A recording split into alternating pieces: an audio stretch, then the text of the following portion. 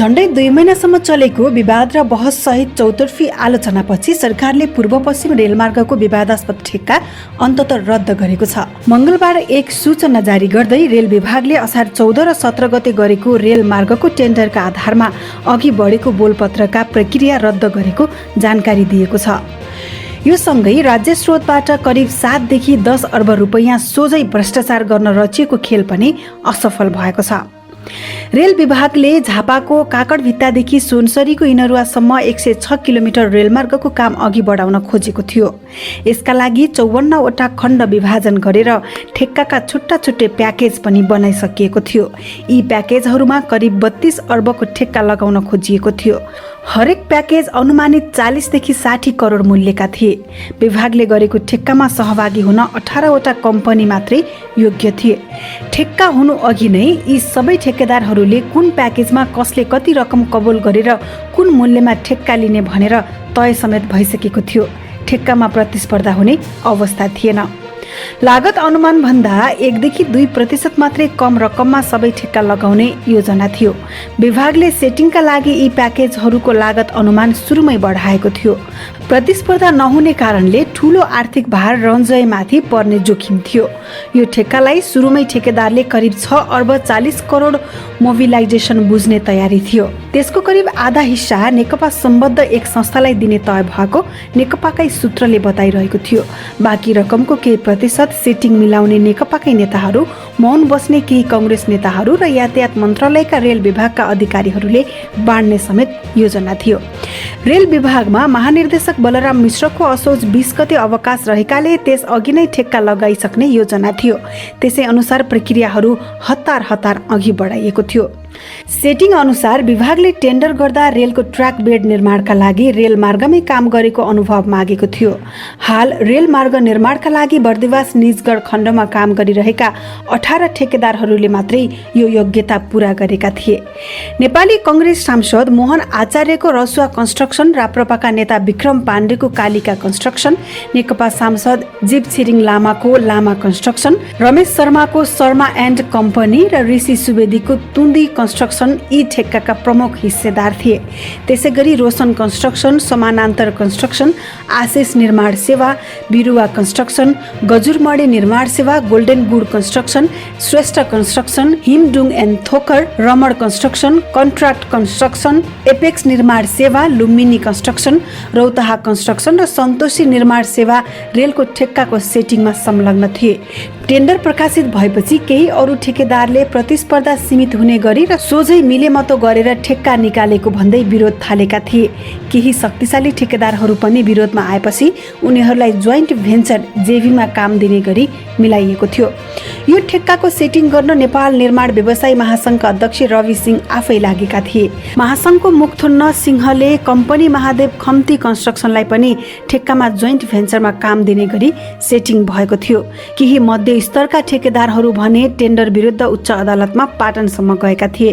साउन 19 गते अदालतले अन्तर्कालीन आदेश जारी गरे पनि 26 गते माग दाबी नपुग्ने भन्दै ठेक्का रोक्न नपर्ने आदेश गरेको थियो।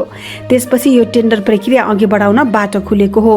साउनको 28 र 29 गते नै टेन्डरको प्राविधिक मूल्याङ्कन सुरु भयो। 1 महिनाभित्रै मूल्याङ्कन सकाउने गरी काम अघि बढ्दै गर्दा सार्वजनिक खरिद अनुगमनको कार्यालयको विद्युतीय बोलपत्रको साइटमा समस्या आइदियो। समस्या समाधान गर्न प्रधानमन्त्री तथा मन्त्री परिषदको कार्यालय आफै सक्रिय भयो। विद्युतीय बोलपत्रबाट प्राविधिक प्रस्ताव डाउनलोड भए पनि अब ठेक्काको आर्थिक प्रस्ताव डाउनलोड हुन नसक्ने सम्भावना थियो। तर सोमबार पीपीएमओका प्राविधिकले विद्युतीय बोलपत्रको फाइल डाउनलोड नहुने र नखुल्ने समस्या सुल्झाए। तर त्यसको भोलिपल्टै नाटकीय ढङ्गले रेलमार्गको ठेक्का स्थगित भयो। यो सँगै पुरै राज्य संस्था प्रयोग गरेर गर्न लागेको नीतिगत भ्रष्टाचार तत्कालका लागि रोकिएको छ। विभागका एक अधिकारीले यो ठेक्काको सेटिङको रहस्य छरपष्ट भएकाले महानिर्देशक मिश्रले बाध्य भएर रद्द गरेको बताउँछन्। यसबारे जो जससँग चुप लगाउन खोजिएको थियो त्यो सम्भव भएन। ती अधिकारी भन्छन् कांग्रेसकै पनि संस्थापन ईदको गुट बोल्न थाल्यो। नेकपाकै पनि ओली इतरको गुटका वरिष्ठ नेताहरूले पनि चासो देखाए। ठेक्का लगाए पनि भविष्यमा परियोजनामा आउने अब्जसको बोझ थेग्न नसक्ने भएपछि नै ठेक्का रद्द भएको हो। उनका अनुसार ठेक्काको भ्रष्टाचारमा प्रधानमन्त्री, अर्थमन्त्री, यातायात मन्त्रीसम्मको नाम मुछिने अवस्था आएपछि पछि हट्ने अवस्था आएको बुझिएको छ। पूर्व सचिव भीम उपाध्याय पनि नेकपा र कङ्ग्रेसका नजिकिदो महाधिवेशनका लागि रेलकै ठेक्काबाट स्रोत जोहो गर्ने तयारी गरेको र सबै खेलो बाहिरिएपछि ठेक्का रद्द गरिएको आरोप लगाउँछन्। अब कानुन अनुसारको विधि र प्रक्रियाबाट ठेक्का हुनुपर्छ। उनी भन्छन् राज्य स्रोतको दोहन हुन नदिने गरी अब काम गर्नुपर्छ। यो ठेक्कामा सेटिङको मात्रै सवाल थिएन, ठेक्का लागेपछि कार्यान्वयनको सवाल यत्तिकै पेचिलो थियो। यो रेलमार्गका लागि करिब 700 बिघा जमिन अधिग्रहण गर्नुपर्ने थियो, तर ठेक्का निकाल्नुभन्दा 2 हप्ता अघि मात्रै जग्गा अधिग्रहणका लागि माग दाबी गर्न आउनु भन्ने सूचनाहरू निकालिएको थियो। जतिबेला नागरिकहरू लकडाउनले घरभित्रै थुनिएका थिए। सूचनामा उल्लेखित जग्गाको किता पनि स्पष्ट थिएन। सूचना निस्केको 2 महिना बित्दा पनि 80% प्रभावितले जिल्ला प्रशासन कार्यालयहरूमा पुगेर माग दाबी गरेका छैनन्। अहिलेसम्म मुआब्जा निर्धारणका लागि जिल्लाहरूमा समिति बनेको नै छैन। यस्तो अवस्थामा अहिले नै ठेक्का लगाउँदा ठेकेदारले काम गर्न निर्माण स्थल साइट पाउने अवस्था थिएन। झापा, मोरङ र सुनसरीका अधिकांश जनप्रतिनिधिहरू नै स्थानीय क्षेत्रको समस्या नसल्टाई ठेक्का लगाएर परियोजनालाई असहयोग गर्ने बताइरहेका थिए। झापाका सांसद जितेन्द्र लिङदेलले इनरुवाबाट बर्दिवाससम्मको रेलमार्गका लागि आर्थिक स्रोत सुनिश्चित नभएको अवस्थामा पूर्वतर्फ मात्रै रेलमार्गको लागि माटो भरेर राख्नु उपयुक्त नहुने बताएका थिए।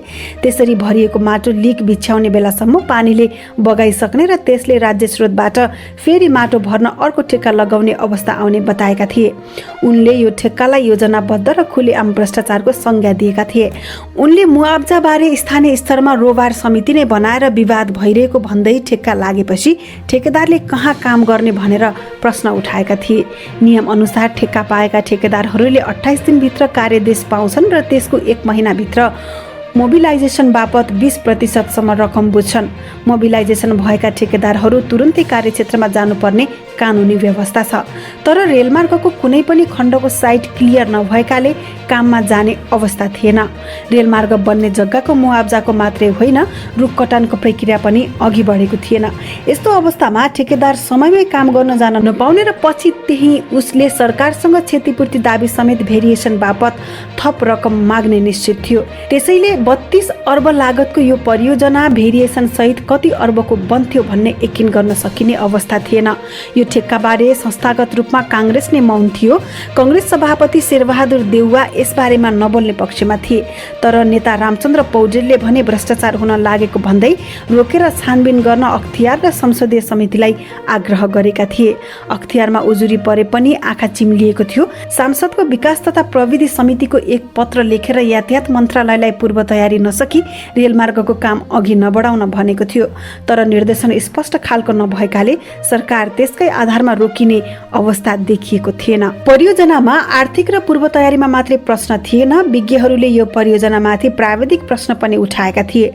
बर्दिवासबाट निजगढसम्म रेलमार्ग बनिरहेको अवस्थामा झापाबाट बीचमा ल्याएर छाड्ने गरी फेरि नयाँ खण्डमा रेलमार्ग बनाउन लागि भन्ने प्रश्न उनीहरूको थियो।